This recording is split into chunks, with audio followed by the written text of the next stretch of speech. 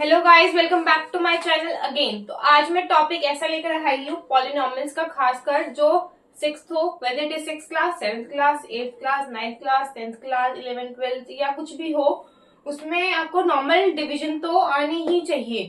ठीक है, ये वेरी बेसिक पॉलिनोमियल डिवीजन है जो हर बच्चे को आनी ही चाहिए। ठीक है, तो एक बहुत ही सिंपल क्वेश्चन लेकर आई पॉलिनोमियल डिवीजन का।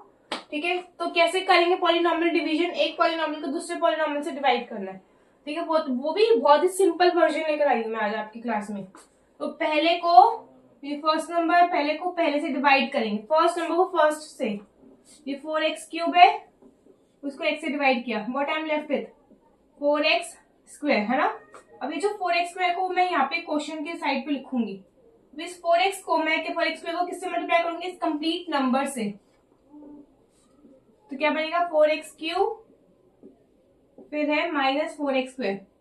अब ये जो नंबर आया है उसको मैं नीचे लिखूंगी 4x³ -4x²।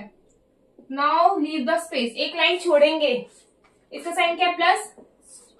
साइन चेंज करने के लिए मैं स्पेस छोड़ रही हूँ। इसका माइनस बन गया, अब इसका क्या बन गया? प्लस। और ये साइन माइनस से हटा देंगे। अब इनके साइन बन गया माइनस एंड इसका प्लस बन गया। ये कट हो जाएगा क्योंकि plus 4x³ -4x³ will cancel down. Okay, ऐसे ही ये है हमारा क्वेश्चन। -3x² ऊपर वाला और +4x² वाला है ना, ये वाला पार्ट क्या बन जाएगा मेरा? +x²। तो ये +x² -4x + 3 ये बन गया मेरे पास। ठीक है, अब वही सेम प्रोसीजर याद करें, सेम कोई प्रोसीजर चलेगा, सेम। ध्यान से वापस रिवीजन हो रही है एक तरीके से। पहले को पहले से डिवाइड किया, x² को x से डिवाइड किया, क्या बन गया? x।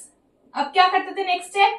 इस जो x है वो यहाँ पे लिखूंगी मैं, आई विल राइट डाउन। और ये जो x है उसको इस पूरे से मल्टीप्लाई करेंगे, याद करो। तो बन गया x² - x है ना।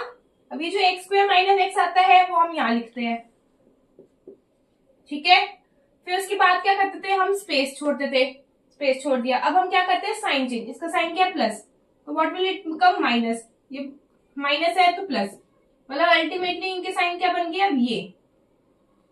तो ध्यान दो, +x² - x² कैंसिल डाउन हुआ। ऐसे ही -4x + x will become -3x। तो ये बन गया -3x + 3, ये कैरी फॉरवर्ड हो गया। ओके, नेक्स्ट है, अब वापस सेम प्रोसीजर याद करो। पहले को पहले से डिवाइड, -3x को अगर मैं x से डिवाइड करूंगी क्या बचा? -3। अब वो -3 मैं यहां लिख दूंगी क्वेश्चन पे। ठीक है, अब वो -3 को मैं क्या करूंगी? अगेन पूरे से मल्टीप्लाई। सेम प्रोसीजर चलेगा सब में, सेम प्रोसीजर।